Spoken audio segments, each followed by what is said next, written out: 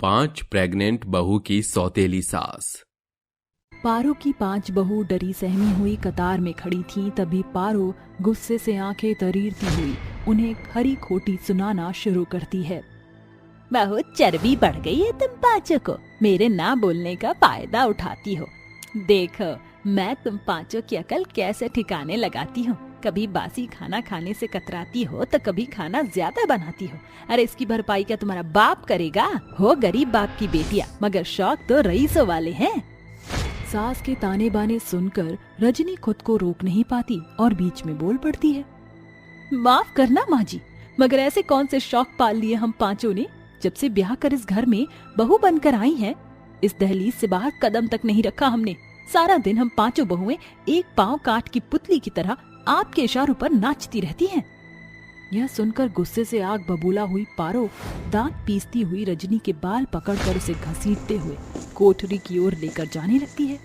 नास पीटी मेरा खाती है और मुझसे जुबान लड़ाती है। 4 दिन इस अंधेर कोठरी में बंद रहेगी तो ये गज भर की जुबान काबू में आ जाएगी। माँ जीजी बचाओ, माँ जी मुझे छोड़ो।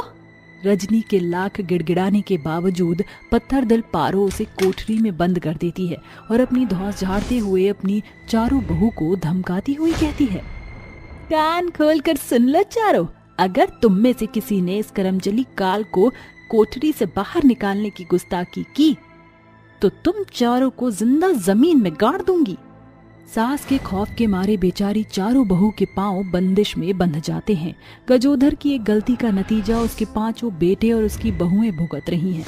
बरसों पहले पहली पत्नी की मौत के बाद गजोधर ने अपने 5 बेटों की परवरिश के लिए पारो से पुनर्विवाह किया, मगर पारो के सौतेलेपन ने गजोधर को गहरे सोग में धकेल दिया और वह दुखदाई दुनिया को सदा के लिए छोड़कर चला गया। जिसके बाद पारो ने अपने 5 बेटों की पढ़ाई छुड़वाकर उन्हें बाल मजदूरी के दलदल में धकेल दिया और सयाने होने के बाद साधारण तौर से उसकी शादी गरीब कर्मा की 5 बेटियों से कर दिया। जहां संजय, मुकेश और रंजीत शहर में कारखाने में कार्यरत थे, वहीं दीना और दिवाकर गांव में ही रहकर कभी खेती बाड़ी करते तो कभी भट्टी में ईंट धोते।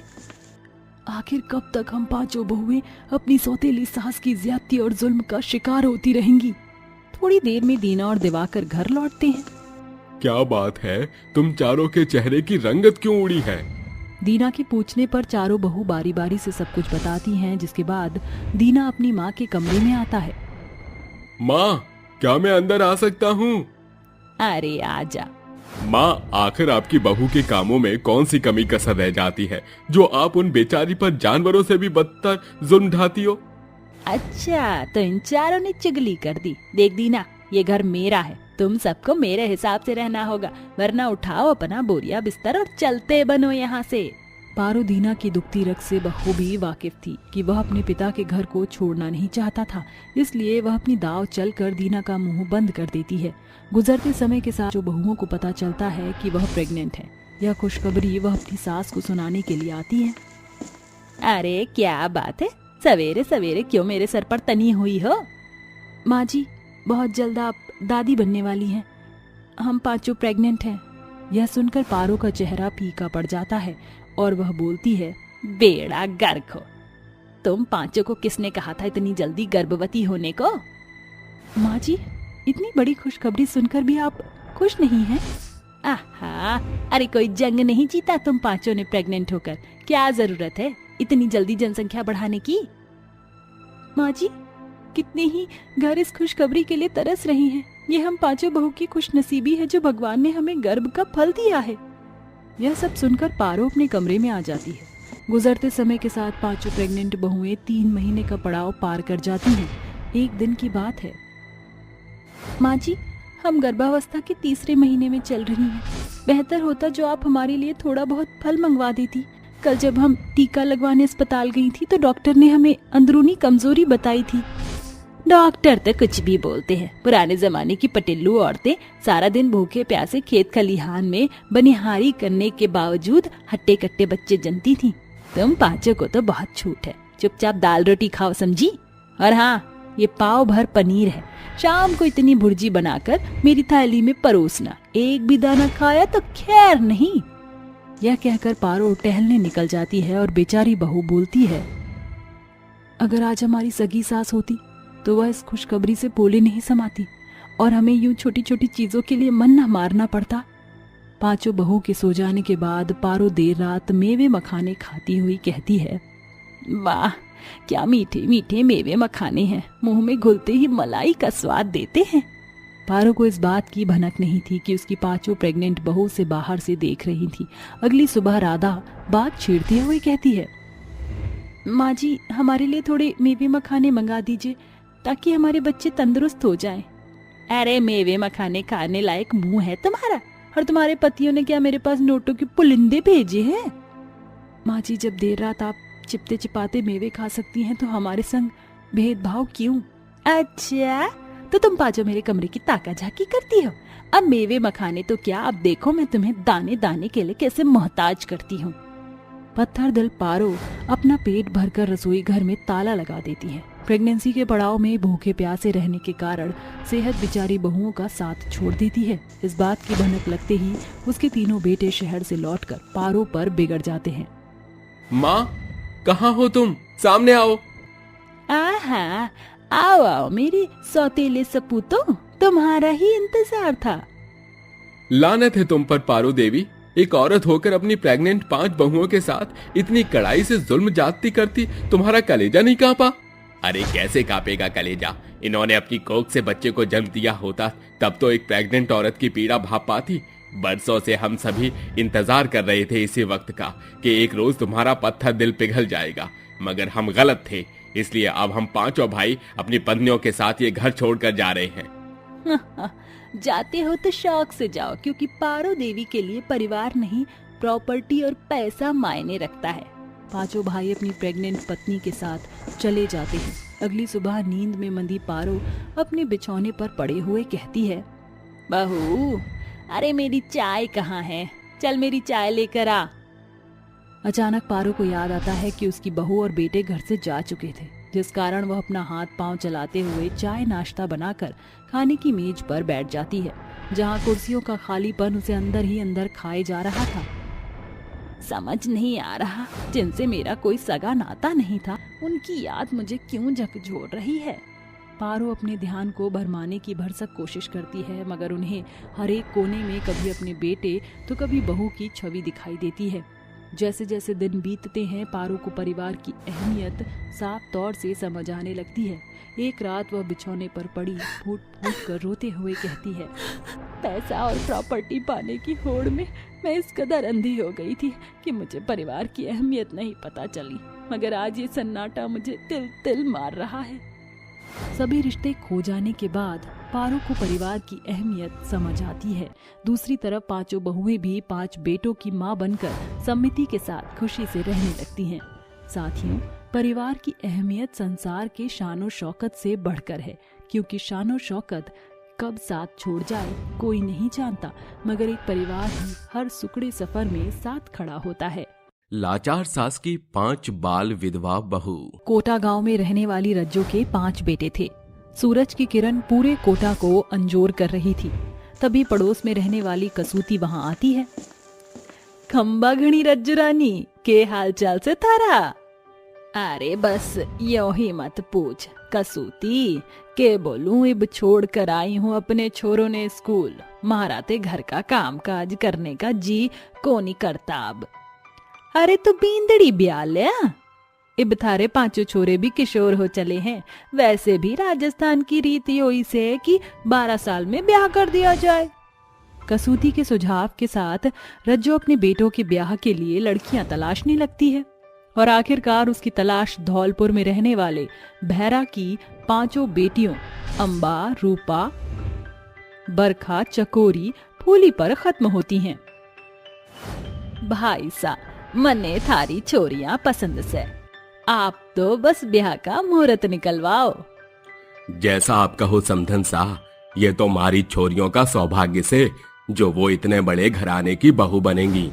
भैरा और रज्जो की बातें सुनकर 5 बहनों के चेहरे फीके पड़ जाते हैं।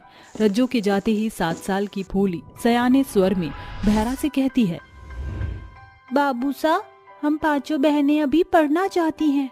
टीचर जी कहती हैं कि 18 बरस से पहले बेटी का ब्याह बाल विवाह कहलाता है, जो कि कानूनी अपराध है। भूली थारी सास भली लुगाई लागे से।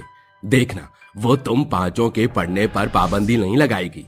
तू तो जाने से लाड़ो, थारे बाबू कितने गरीब हैं। ये तो रज्जो जी का बड़प्पन है जो वो तुम पांचों गरीब बहनों को बहू बनाना चाहे से। बहरा की बात से पांचों बहनों की पलकें भीग जाती हैं और आखिरकार कच्ची उम्र में उनके कंधे ब्याह के बोझ तले दब जाते हैं।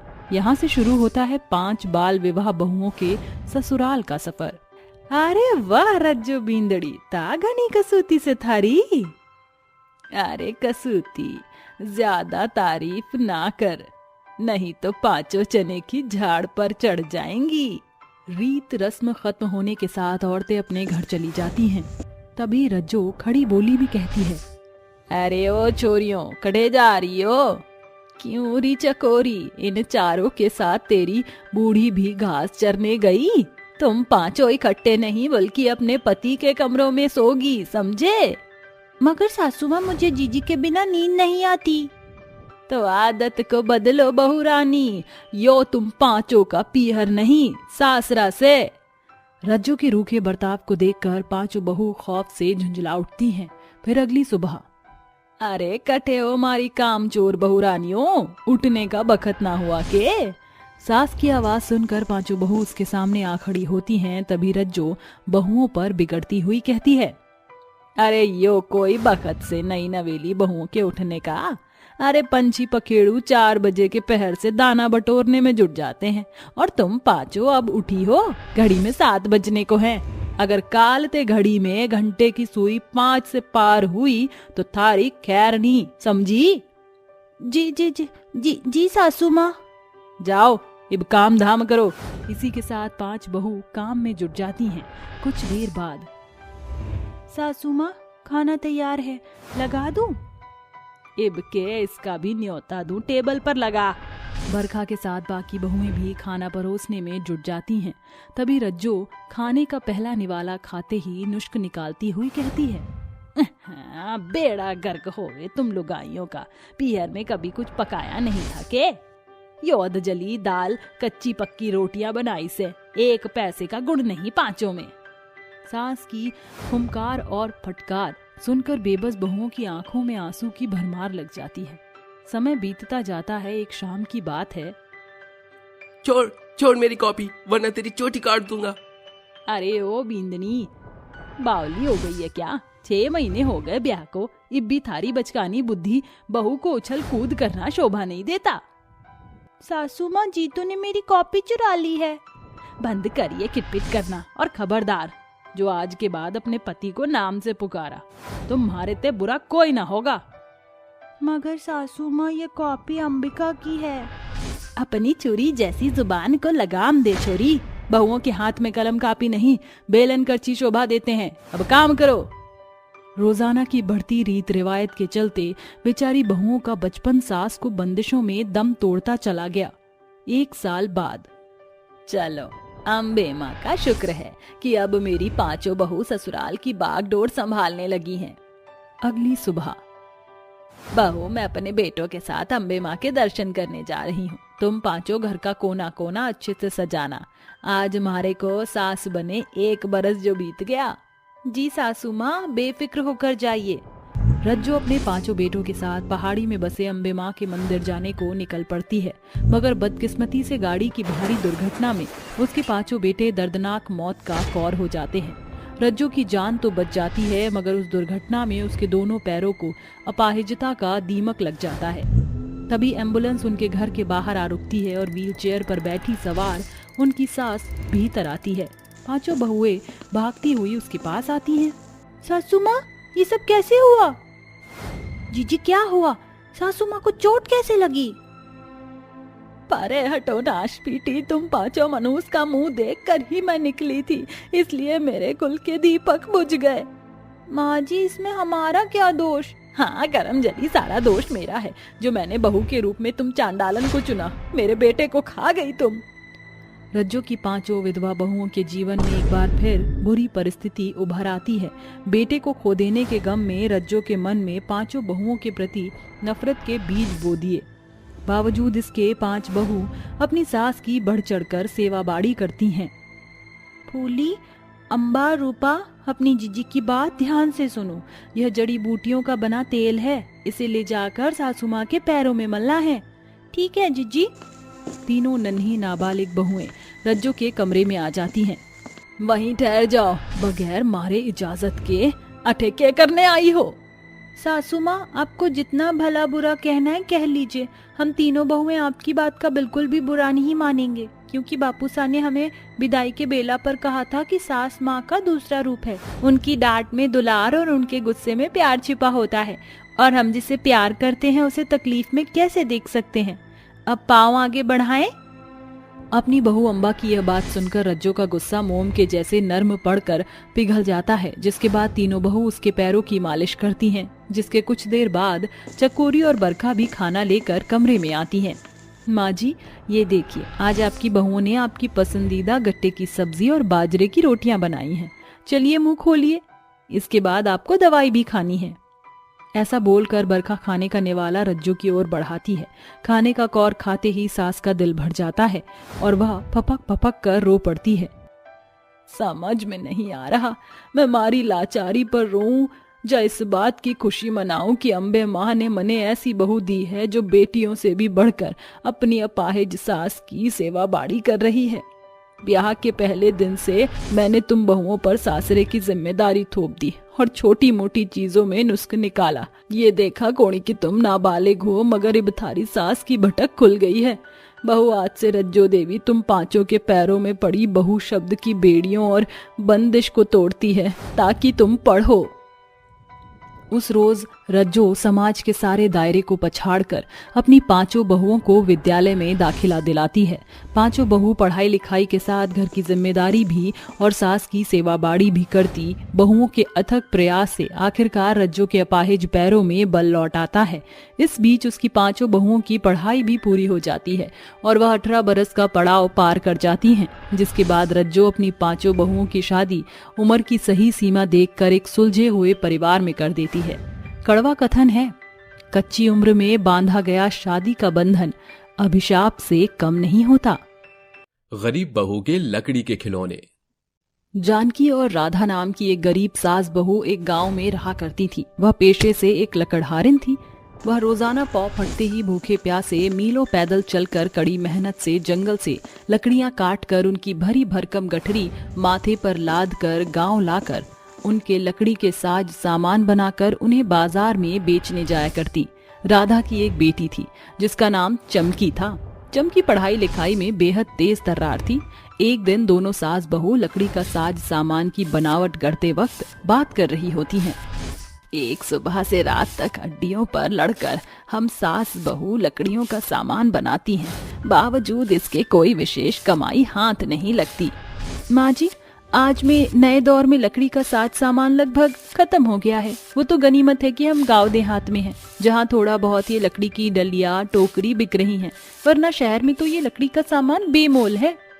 बहू, तेरी बात अपनी जगह सही है, मगर अब गांव वाले भी शहरी साज सज्जा की ओर लुभावने ही चले हैं। वो भी एक दौर था जब देहात के हर एक घर में बांस की लकड़ी का बना पंखा होता था और गोबर चारे के लिए आए दिन लोग लकड़ी की टोकरी खरीदते थे। उसी कमाई से मैंने और दीना के बाबूजी ने ये घर खड़ा किया था। वहीं आज देख, पेट पालना भी आफत हो रहा है। जानकी की यह बात सुनकर चमकी कहती है, दादी माँ, अगर आप दोनों सास बहू चाहो तो बीता हुआ दौर फिर दोहराया जा सकता है। मेरी प्यारी पोती, ये कैसे संभव है? दादी माँ, लकड़ी का इस्तेमाल पहले दौर से दुगना हो चुका है, क्योंकि अब के लोग लकड़ी का घर, टेबल, कुर्सी, पलंग क्या कुछ नहीं बनवा रही हैं। और आजकल तो लकड़ी के खिलौने बाजार में बहुत ज्यादा बिक रहे हैं। आप दोनों भी लकड़ी के खिलौने बनाकर क्यों नहीं बेचती? चमकी की यह तरकीब जानकी को जच जाती है और दोनों सास बहू लकड़ी के खिलौने बनाना शुरू कर देती हैं। माँ जी, मुझे ये लकड़ी के खिलौने नहीं बनते, ये बहुत मुश्किल है। कभी इसकी बनावट बिगड़ जाती है तो कभी आकार बिगड़ जा रहा है। बहू, तू ऐसे खौफ खाएगी तो कैसे काम चलेगा? अपने हाथों के हुनर पर भरोसा रख। देखना, ना तो तेरे लकड़ी के खिलौने की बनावट बिगड़ेगी और ना ही आकार। जानकी की बात राधा को बड़ा हौसला देती है, जिसके बाद राधा लकड़ी से एक सुंदर सा हाथी बनाती है। माँ जी, मुझे तो यकीन ही नहीं हो रहा कि ये लकड़ी का हाथी मैंने अपने हाथों से बनाया है। चल बहू, बता तो जरा ये काठ की कठपुतली कैसे बनाई है मैंने। बहुत ही शानदार सासू माँ, इसे देखकर तो लग ही नहीं रहा ये लकड़ी की कठपुतली है, ये तो बड़े ही महंगे मोल में बिकेगी। गरीब सास बहू कड़ी मेहनत और सच्ची लगन से लकड़ी के खूब सारे खिलौने बनाकर उन्हें एक बड़ी सी टोकरी में भरकर बाजार में बेचने पहुंच जाती हैं, जहां राधा आवाज लगाकर लोगों को बुलाने लगती है। अरे आओ प्यारे बच्चों, लकड़ी के लाजवाब खिलौने ले लो, तरह तरह के खिलौने ले लो, गुड़िया भी है, हाथी भी है, सरहद का सैनिक साथी भी है। एकाएक सास बहू के लकड़ी के खिलौने बाजार में अपने माता पिता के साथ आए बच्चों के आकर्षण का केंद्र बन जाते हैं और सभी वहां आकर खड़े हो जाते हैं। तभी नन्ही सी निमकी अपने पिता कलंदर से कहती है, अरे देखो बाबूजी, कितने लाजवाब लकड़ी के खिलौने हैं, कितनी सुंदर है, इनकी बनावट कितनी सुंदर है। खिलौने वाली काकी, ये लकड़ी की कठपुतली कितने की है? 30 रुपए की बिटिया। बाबूजी, मुझे ये चाहिए और साथ में मेरी गुड़िया के लिए लकड़ी का घर भी तो चाहिए। अरे ओ लकड़ी के खिलौने बेचने वाली अम्मा, ये लकड़ी का घर और ये गुड़िया भी दे दो। ये लकड़ी की बंदूक का क्या दाम है? 20 रुपए है बेटा, ले जाओ। अरे सागौन की लकड़ी के खिलौने हैं बेटा, सालों साल चलेगा, न दीमक लगेंगे न खिलौने गलेंगे। निमकी के बाद बच्चों की भीड़ लगातार बढ़ती ही चली जाती है। कुछ ही देर में सास बहू के सारे लकड़ी के खिलौने बिक जाते हैं और उन्हें पूरे 1500 रुपए की कमाई हाथ आती है। देखा बहू, लकड़ी का साज सामान बेचकर बड़ी ही मशक्कत से 100 रुपए कमाते थे, आज वही 1500 रुपए कमाए हैं। हाँ माँ जी, अब ये लकड़ी के खिलौने ही हम गरीब सास बहू के जीवन को ऊंचा उठाएंगे। गरीब सास बहू बिना थके रुके लगातार मेहनत करते चली जाती हैं। सूरज निकलने के साथ परिश्रमी सास बहू लकड़ी के खिलौने बनाने में जुट जाती हैं। धीरे धीरे उनकी मेहनत अपना रंग दिखाने लगी थी। अब बाजार में उनके खिलौने खूब बिकते, जिससे उनके घर की माली हालत पटरी पर आने लगी। देखिए माँ जी, हम सास बहू के खिलौनों ने क्या खूब रंग दिखाया, अब हमारे सर से गरीबी की बदरा छट गई। हाँ बहू, अब वह दिन भी दूर नहीं जब हम सास बहू के सर से एक खपरेल की छत की जगह पक्की छत होगी। रोजाना की तरह जब दोनों सास बहू खिलौने बनाने के लिए लकड़ियां काटने जंगल पहुंचती हैं, वहां खड़ा मनसुख कहता है, वहीं ठहर जाओ तुम दोनों। सास बहू, कहाँ बड़े चली जा रही हो? लकड़ियां काटने और कहाँ? तुम इस जंगल से लकड़ियां नहीं काट सकती। अगर लकड़ियां चाहिए तो लगान देना पड़ेगा, क्योंकि ये जंगल मेरे हक में है। मनसुख, ये तो सरासर दादागिरी है। ऐसा ही समझो, ये जंगल मेरी जागीर है। दोनों सास बहू हताश होकर घर लौट आती हैं। माँ जी, ये कहकर और लगान की मार गरीबों पर ही क्यों लगाई जाती है? क्या हमारा समृद्ध होना गुनाह है, जो ये रईस लोग अपनी रौब झाड़कर हमारे काम में अड़चन डालते हैं?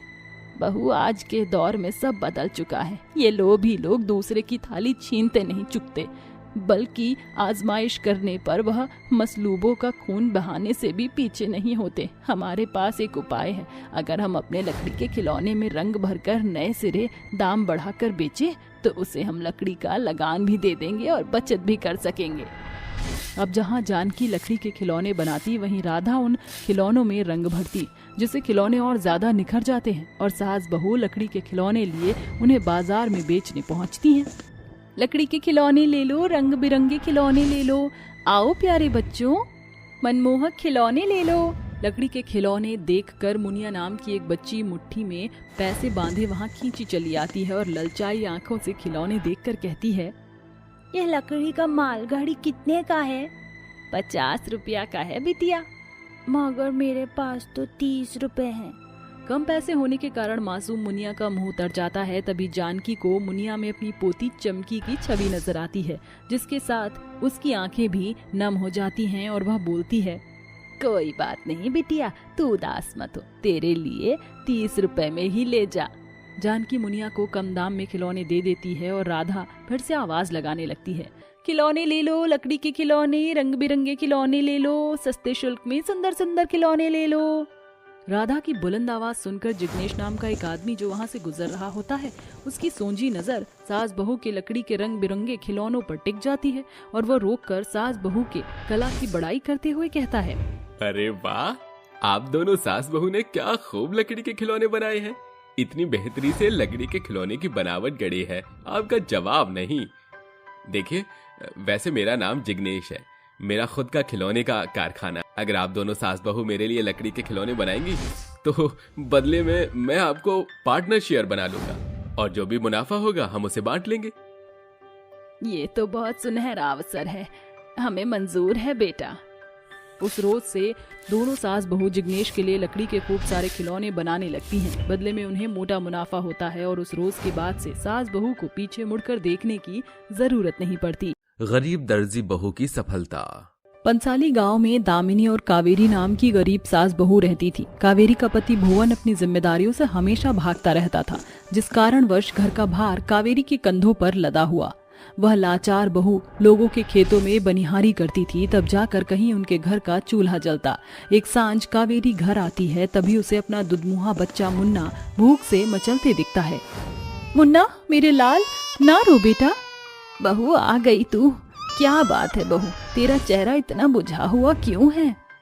क्या बताऊं माँ जी, जिन खेतों में मैं बनिहारी करती थी उनके भूपतियों ने आधुनिक मशीनें खरीद ली हैं, जिससे बीजों की बुआई निराई बड़े आसानी से हो रही है, इसलिए अब उन्हें हमारी जरूरत नहीं। हे भगवान, अब कैसे चलेगा घर बार? यही चिंता मुझे भी खाए जा रही है माँ जी। घर के खत्ते खाली हैं, हाथ में खोटा सिक्का तक नहीं। सोचा था आज बनिहारी से जो 4 पैसे आते उससे राशन पानी लाती, मगर नसीब ही निर्दयी निकली। बेरोजगारी ने कावेरी के मन को भीतर तक झकझोर दिया था, जिस मारे उसकी आंखें आंसुओं से तर थी। आधी रात उसकी सिसकियां सुनकर उसकी सास दामिनी उसके पास आकर आंसू पोंछती हुई बोलती है, बहू चुप हो जा, अब क्या रात भर रोते रोते काटेगी? आंसू बहने से हालात तो नहीं बदल जाएंगे। अचानक दामिनी की नजर कोने में रखे सिलाई मशीन पर जाती है, जो बहू के ब्याह के साथ दहेज पे आया था। बहू, हमारी परेशानी का हल तो हमेशा से नजर के सोझे था, हम ही उसे नहीं देख सके। माँ जी, आप क्या कहना चाह रही हैं? बहू, तू ब्याह से पहले अपने पीहर में सिलाई बुनाई करती थी ना? हाँ माँ जी। मगर आपको कैसे खबर? इस दहेज के सिलाई मशीन को देखकर बहू कभी कभी ईश्वर का किया हमें देर से समझ आता है। तू चिंता को परे रख कर कपड़े सिलना शुरू कर, क्योंकि अपना कारोबार दूसरों की चाकरी से भला है। इससे मुन्ना भी तेरे साए तले पलेगा। कम से कम कोई मेरी बहू को बनिहारिन नहीं कहेगा, बल्कि अब से तू दामिनी की दर्जी बहू कहलाएगी। सास की आस देखकर बहू दृढ़ निश्चय के साथ कपड़े सिलने का काम शुरू कर देती है और चंपा पहला ग्राहक बनकर दर्जी बहू के पास आती है। अरे दामिनी की बहू भीतर है क्या? चंपा चाची आओ ना, क्या मदद चाहिए आपको? बस मेरा ये ब्लाउज सिल दे। वो क्या है ना, बब्बन दर्जी की दुकान आज बंद है और दामिनी ने बताया था कि तूने भी सिलाई शुरू की है, तो चली आई। वैसे तुझे इल्म तो है ना, पता चले मेरे ब्लाउज बिगाड़ दे। बेफिक्र रहो चाची, ब्लाउज में सुई बराबर भी कमी घटी नहीं मिलेगी। इसके बाद दर्जी बहू चंपा का नाप लेकर ब्लाउज बनाने बैठ जाती है। अगले दिन चंपा दर्जी बहू के घर आती है। ये लो चाची, आपका ब्लाउज तैयार है। अरे दामिनी की बहू, तू तो पक्की दर्जी है, जैसा बताया था ब्लाउज की बनावट एकदम वही की है। तुरपाई भी कितनी बारीकी से की है। कितना दाम हुआ? सिर्फ 150 रुपए चाची। सिर्फ 150 रुपए? मगर वह बब्बन तो एक ब्लाउज का दुगना दाम ले लेता था। चंपा दर्जी बहू को 200 रुपए देकर चली जाती है और दामिनी कहती है, बहू तू आधे दाम में कपड़े क्यों सिल रही है? माँ जी, अगर मैं दूसरे दर्जी से कम दाम रखूंगी तो ही तो ग्राहक हमारे घर में आएंगे। समय बीतता है। एक सुबह कांची बुदबुदाते हुए चंपा की चौखट से गुजर रही थी, तभी चंपा उसे टोकती है। अरे ओ कांची, अरे ठहर जा, जरा खुद में क्यों कुड़कुड़ा रही है? अरे क्या बताएं चंपा, हमारा बलमा बनारस से हमरे खातिर एक अरसे बाद एक ठो साड़ी लाए रहा। उका ब्लाउज सिए के लिए बब्बन को दिए रहे। ससुरा ब्लाउज की जात मार दी, आड़ा टेढ़ा गला गढ़ दिया है और ये तुरपाई देखो कितने मोटे तौर से किया है। अरे तू एक दफा मुझे तो बताती, मेरे नजर में एक ऐसी दर्जी है जो कम दाम में दमदार सिलाई करती है। अरे पंसली में ऐसा कौन सा दर्जी जन्म ले लिया जौने के कांची नहीं जानत है? अरे हमरी सखी दामिनी की बहू बनी है दर्जी, तू अपना बिगड़ा हुआ ब्लाउज लेकर आ। चंपा और कांची उनके दर्जी बहू के घर आती हैं। तभी कावेरी कहती है, चिंता मत करो कांची काकी, ये ब्लाउज मैं आपके नाप का किए देती हूँ, थोड़ी फिनिशिंग की कमी है, आप दोनों बैठ जाइए। अपनी सूझबूझ से दर्जी बहू उस ब्लाउज को एकदम बेहतरीन बना देती है। कुछ देर बाद ये लो काकी, आपका ब्लाउज। इसके बाद कांची अपने ब्लाउज को उलट पुलट करके देखने लगती है और खुश मन से कहती है, अरे वाह कावेरी बहुरिया, तू तो टेलर की बाप निकली, बिगड़े ब्लाउज की जात बदल दी। कितना दाम हुआ? 100 रुपए काकी। ये ले बहू तेरा मेहनताना का मोल। अब कांची के कदम तुझ दर्जी बहू की दहलीज पर ही आएंगे सिर्फ। कांची और चंपा के तन पर दर्जी बहू के हाथों सिला डिजाइनिंग ब्लाउज देखकर गांव की सभी औरतें बेहद आकर्षित होती हैं। धीरे धीरे पूरे पंसाली गांव में दामिनी की गरीब दर्जी बहू को पहचान मिलने लगती है। अब गरीब बहू के पास कपड़ों की ढेर लग जाती है। वह सच्चे लगन के साथ कपड़े सिलती, जिसके बदले में उसे कमाई के साथ बड़ाई भी मिलती। दर्जी बहू घरेलू बागडोर के साथ अपने दुधमुहे बच्चे को भी वक्त देती। समय बीतता गया और दर्जी बहू के हाथों का हुनर और ज्यादा निखरता चला गया, जिसके कारण अब गांव देहात हर दिन उस दर्जी बहू के घर के आंगन से लेकर द्वार तक हाथों में कपड़े लिए कतार में खड़ा रहकर अपनी बारी आने की बाट जोहता। फिर उसी रात, कावेरी बहू, एक सबेर से रात तक काम करते करते थकावट के मारे तेरा चेहरा चढ़ गया है, तू सो जा, मुन्ना को मैं सुला देती हूँ अपने संग। माँ जी, अब आपकी दर्जी बहू की सिलाई का काम पूरे पंसाली गांव के कोने कोने में छा गया है। मेरे हाथों सिले कपड़े लत्ते लोगों में आकर्षण का केंद्र बन चुके हैं। ऊपर वाले की दया से हम सास बहू के सर से गरीबी की बदरा छट गई। मगर मैं अपने गांव की औरतों को आत्मनिर्भर बनाना चाहती हूँ, ताकि वह भी अपने घराने को गरीबी से उभार सके।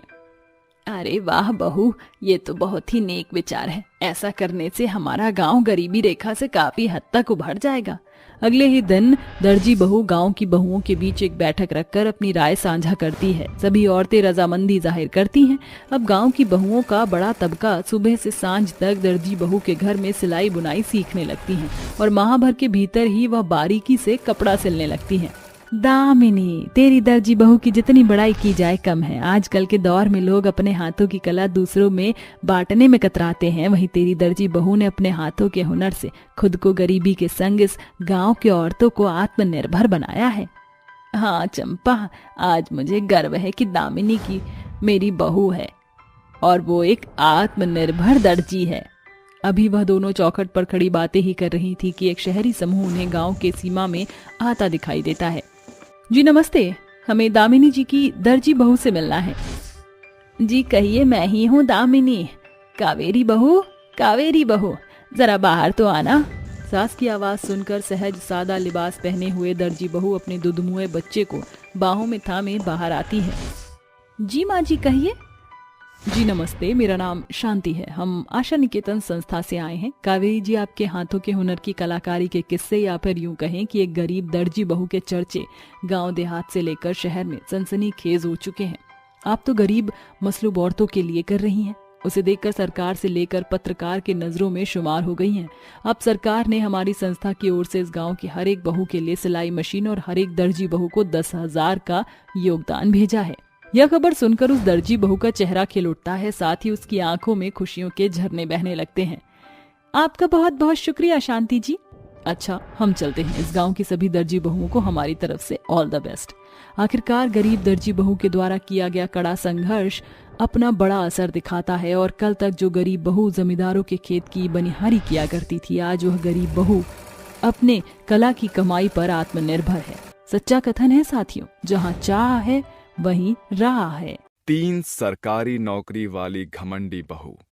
60 साल की बूढ़ी रेवती देर रात रसोई घर की सफाई में जुटी हुई थी। वहीं उसकी तीनों बहुएं दिव्या, कीर्ति और पीहू पढ़ाई कर रही थी। अरे मेरी 3 बहुरानियों, पिछले 5 घंटे से बिना पलक झपकाए तुम तीनों किताबों में आंखें गड़ाई हुई हो। थोड़ी देर कमर सीधी कर लो। ये लो, चाय पी लो। शुक्रिया माँ जी। माँ जी, जरूर हमने पिछले जन्म में कोई बड़ा पुण्य किया होगा, इसीलिए हम गरीब बहुओं को आप जैसी सुलझी हुई सास मिली। अरे तुम तीनों फिर अमीरी गरीबी का गढ़ बनाने लगी। देखना, वो दिन दूर नहीं जब तुम तीनों की कड़ी मेहनत रंग लाएगी और तुम सरकारी मुलाजिम कहलाओगी। पुरानी दौर से होने के बावजूद भी रेवती देवी ने अपनी बहुओं को बेटियों का दर्जा दिया है। उन तीनों के पति प्राइवेट नौकरी करते हैं। पति के पैसे और सास के सहयोग से तीनों बहू सरकारी नौकरी की पढ़ाई कर रही हैं। लंबे अंतराल के बाद उनकी पढ़ाई पूरी होती है और तीनों बहू सरकारी नौकरी की परीक्षा देती हैं, जिसमें वो अव्वल अंकों से पास हो जाती हैं। माँ जी, हम तीनों बहुओं का बरसों का सपना मुकम्मल हो गया। तो बताओ तुम तीनों को कौन कौन सा पद प्राप्त हुआ? माँ जी, मैं IPS बन गई और मैं डॉक्टर बन गई हूँ। मैं किस्मत से अपने ही शहर की कलेक्टर बन गई हूँ। ये सुनकर रेवती की आंखों में आंसू झलकाते हैं, जिसे देख उसकी बहू बोलती है, ये क्या माँ जी, इतनी खुशी के मंजर पर आप रो रही हैं? बस बहू, खुशी आंखों से बूंद बनकर बह गई।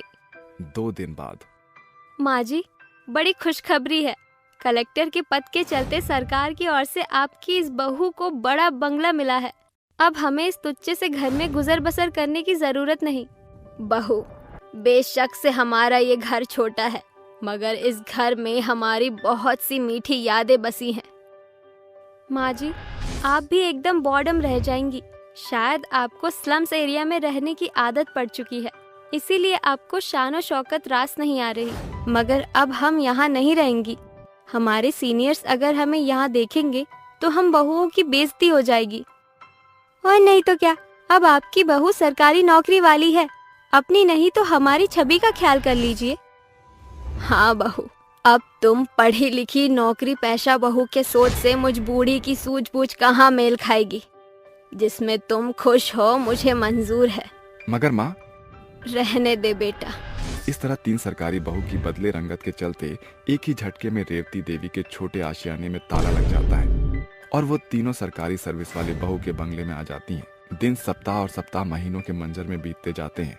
6 महीने के भीतर ही तीनों सरकारी बहू अपने कर्तव्य के प्रति फीका रुझान कायम करने लगती है, या फिर यूं कहें कि अब वो अपने पद से पूर्णतया गैर जिम्मेदार हो चुकी थी। अस्पताल के कमरे में अपने चेयर पर बैठी दिव्या मजे से मोबाइल चला रही होती है। तभी मरीज भीतर आता है। अरे ओ घुसट बूढ़े बकेट, बिना मेरी इजाजत के भीतर कैसे घुसा चला रहा है? डॉक्टरनी साहिबा, पिछले 3 घंटे से मैं बीमार बूढ़ा एक पांव पर खड़ा हूँ। एक बार मेरा जांच पड़ताल कर लीजिए। अरे तेरी बीमारी क्या मेरे बला से हुई है? मैंने कहा था क्या सिगरेट बीड़ी की कश मारने को? बस बीमार होने का ढोंग रचाकर चले आते हैं मुंह उठाए। मगर डॉक्टरनी साहिबा, सरकार आपको हम मरीजों का भला चंगा करने का ही तो पगार थमाते हैं ना। बस कर ये बकवास, अब तेरी जांच करेगी मेरी जूती। सिक्योरिटी। जी डॉक्टर दिव्या। धक्के मारकर बाहर फेंको इस सन की सठियाए बूढ़े को। इस तरह डॉक्टर दिव्या अपनी फुहरता के चलते फर्ज को अनदेखा करके बेचारे बीमार के साथ दुर्व्यवहार करके उसे बाहर कर देती है। आंखों में आंसू लिए वो बूढ़ा पुलिस चौकी का दरवाजा खटखटाता है, जहाँ टेबल पर पांव पसारे खाकी वर्दी पर बैठी हुई पीहू कहती है, अरे ओ चिंदी चोर चेतन, जल्दी से एक कड़क कटिंग चाय ला मलाई मार के। उस मरीज का सर बेहोशी की बोझिलता से घूम रहा था, जिसके चलते वो कुर्सी खींचकर बैठ जाता है। ये देखकर पीहू अपनी पुलिसगिरी का रौब झाड़ते हुए बिगड़ जाती। अरे ओ फटे दूध की फफूंदी, बगैर पुलिस की परमिशन के तेरी जुर्रत कैसे हुई यहाँ बैठने की? चलो। इंस्पेक्टर साहिबा, मेरी तबीयत ठीक नहीं है। अरे ओ बूढ़े, बंद कर ये बहानेबाजी। मैं कंप्लेंट दर्ज कराने आया हूँ। कंप्लेंट का टाइम खत्म हो गया, कल आना। चल अब कल्टी मार। मगर अभी तो पुलिस चौकी खुले आधा पहर भी नहीं बीता। अरे कितना माथा पच्ची करता है तू। कहा ना तेरे को कल आना, अभी पतली गली पकड़ना। ऐसा कहकर पीहू बूढ़े बीमार बदहाल को भगाने लगती है। आप जैसे चंद सरकारी मुलाजिमों ने सिस्टम का सत्यानाश कर रखा है। बस पुलिस चौकी में महीना पार करके मुफ्त की पगार उठा रहे हो। ये सुनकर गुस्से से उबलती हुई पीहू उस बूढ़े को पुलिस चौकी से बाहर धकेल कर बोलती, सुन ले बुढ़ऊ, आइंदा इस पुलिस स्टेशन की बाउंड्री के आजू बाजू भी दिखाना तो खल्लास कर दूंगी तुझे। काश सरकार देख सकती कि खाकी पहनकर खुलेआम पुलिस वाले कैसे गुंडागर्दी करते हुए मसलूबों को मार रहे हैं। समय गुजरता है। एक दिन तीनों बहू देर रात शॉपिंग से घर आती हैं। भाभी, पीहू, आप तीनों इतनी देर रात घर आ रही हैं। माँ एक शाम से आप तीनों की राह ताक रही है। कहाँ रह गई थी तुम तीनों? इतनी देर कैसे लगती है घर आने में?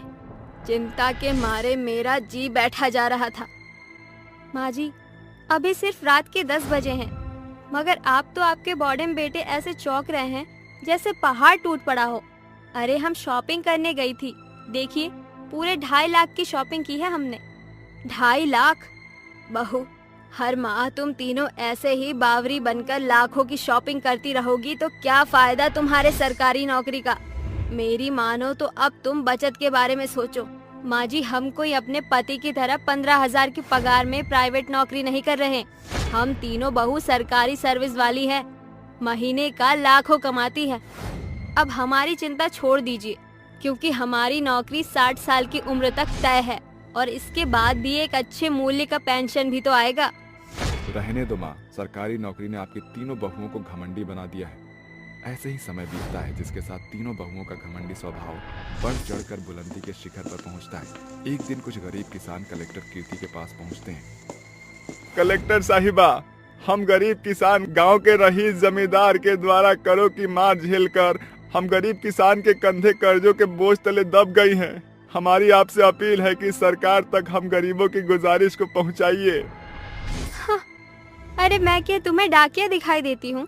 तुम्हें तो तुम्हारा मुआवजा मिल जाएगा, मगर बदले में मेरे हाथ क्या आएगा? ठेंगा। अरे कलेक्टर साहिबा, आप हम गरीबों से रिश्वत मांग रही हैं। हाँ, रिश्वत कह लो या जरूरत, आज के महंगे दौर में बगैर दाम के काम नहीं बनता। हम तो खुद आर्थिक तंगी से जूझ रहे हैं, हम आपको क्या देंगे? दरवाजा सामने है, जाओ यहाँ से। रिश्वत ना मिलने पर कीर्ति अपना पल्ला झाड़ लेती है। ऐसे ही हर दिन चलता है। एक सुबह जब तीनों बहू अपने दफ्तर के लिए जा रही थी कि डाकिया उन तीनों को तार देकर जाता है, जिसके एक शब्द पढ़ने के साथ उनकी आंखों से झरझर आंसू बहने लगते हैं। क्या हुआ? तुम तीनों रो क्यों रही हो? माँ जी, हमारी नौकरी चली गई। अरे मगर क्यों? तीनों अपनी सास को सब कुछ बताती हैं कि कैसे उन्होंने जनता के साथ बदसलूकी की। ये सब कुछ तुम तीनों के घमंड का बुरा नतीजा है। अगले 2 दिन के भीतर उन्हें सरकारी क्वार्टर खाली करने का नोटिस आ जाता है, जिसके बाद वक्त उन्हें अपने पुराने घर में धकेल देती है। अजीब दास्तान है ना। कुछ महीनों पहले हमने जिस जगह को दुत्कार दिया था, आज हम उन्हीं दरवाजों के अंदर खड़ी हैं। रसीपने के चलते हमने लोगों से ज्यादा अपने पति और सास के दिल को ठेस पहुंचाया है। तीनों बहू अपने किए पर पछताती हुई अपने पति और सास से माफी मांगती हैं। माँ जी, हम तीनों घमंड के नशे में मगरूर हो गई थी, इसीलिए शायद भगवान ने हमसे हमारा गुरूर छीन लिया। हमें माफ कर दीजिए। अरे मेरे दिल में तुम तीनों के लिए कोई रंजिश नहीं।